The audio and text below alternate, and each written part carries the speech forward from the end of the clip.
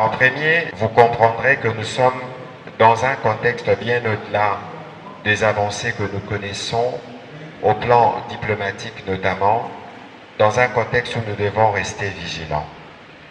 Et je pense que l'activité de ce matin rentre dans les cadres justement de cette vigilance, parce que le document sûrement que vous recevrez, si vous ne l'avez pas encore reçu dans les heures qui viennent, est un document qui doit encore être enrichi, parce qu'au moment où nous parlons, nous assistons, en tout cas pour ceux qui le savent et qui suivent au quotidien la situation dans les partis sous occupation. Le vice-premier ministre, ministre de l'Intérieur, communique régulièrement à ces sujets. Nous assistons à ce que moi je peux appeler une gouvernance par crime. Il ne se passe aucun jour sans que l'on y déplore des crimes commis contre des femmes, des crimes commis contre des enfants, des crimes commis contre des patients dans des hôpitaux. Et donc, la vigilance, nous devons l'avoir de manière continue, parce que nous avons peut-être entamé avec les dernières évolutions la phase d'atterrissage d'un conflit qui dure plus de 30 ans, avec des récurrences évidemment, mais avec en toile de fond des habitudes des pillages. C'est peut-être pas les lieux de revenir sur tous les détails de ce que nous connaissons de cette crise depuis autant d'années, pour nous focaliser que sur l'horreur en réalité qui s'est passée à partir de la deuxième quinzaine du mois de janvier jusqu'à ce que nous continuions de monitorer aujourd'hui. Et l'avantage, cher coordonnateur du MNS, c'est que dans cet ouvrage, vous recensez l'essentiel. L'essentiel, c'est que nous ne devons pas oublier. Évidemment, on parle beaucoup de paix, mais on ne parle pas toujours de justice. Il y a dans cet ouvrage un point qui est consacré sur la redevabilité. Parce que finalement, si nous pensons qu'on peut continuellement sacrifier la justice au profit de la paix, on ne sera pas en mesure de créer des conditions de non-répétition de ces crimes.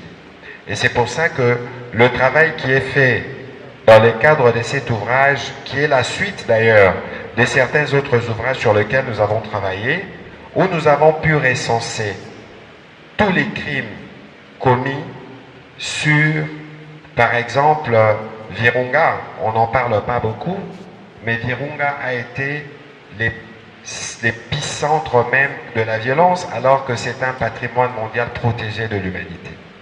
Aujourd'hui, il y a un magnifique travail qui a été fait dans le parc à travers tous les projets Virunga qui étaient conduits par M. Emmanuel Desmeraude, que vous connaissez tous. Mais si nous devons réévaluer aujourd'hui ce qui a été détruit et les niveaux d'investissement que nous devons refaire pour donner à ces parcs la vie qu'il y avait quelques mois, nous parlons en termes de centaines de millions de dollars. Et donc ici, dans ces documents, le professeur et toute son équipe, on a voulu recenser les détails. Les détails de l'horreur qui a commencé par toucher des camps des déplacés. Dimanche après-midi, dans une ville qui n'avait ni eau ni électricité, nous avons tous vu des images des bombardements sur des hôpitaux. Nous avons suivi par après, parce qu'il y a un rapport qui est sorti, et d'ailleurs c'est un point sur lequel nous reviendrons, cher professeur, parce que j'ai dit que le document méritait encore d'être nourri, où même une école a été transformée en cimetière. Et lorsque nous avons fait le travail de décompte avec la ministre d'État, ministre de l'Éducation, on a recensé 2599 écoles touchées, avec plus d'1 million d'enfants, d'élèves. Et vous avez suivi qu'autour du mois de février ou de mois de mars, les parents n'étaient même plus confortables à l'idée d'envoyer les enfants à l'école parce que les enfants étaient systématiquement recrutés ou enlevés pour satisfaire aux besoins des agresseurs d'avoir de la main-d'œuvre et d'envoyer en formation. Et donc, je ne voudrais pas revenir sur toutes les photos qui jonchent cet ouvrage parce que c'est des photos qui représentent l'horreur qui a été vécue, mais je pense que le travail de la documentation qui a été fait et qui est réuni dans ces livres, c'est un travail qui doit permettre aux avocats, à tous ceux qui tiennent à la justice, puissent bien trouver dans ces documents de référence. Je pense qu'il existe actuellement à Kinshasa, il y a une délégation des Genève, de la mission d'établissement de faits. On n'en parle peut-être pas beaucoup, mais je pense que pour la première fois, nous avons obtenu, grâce au plaidoyer du gouvernement à travers la ministre des Droits humains, une mission d'établissement de faits du Conseil des Nations Unies pour le droit de l'homme.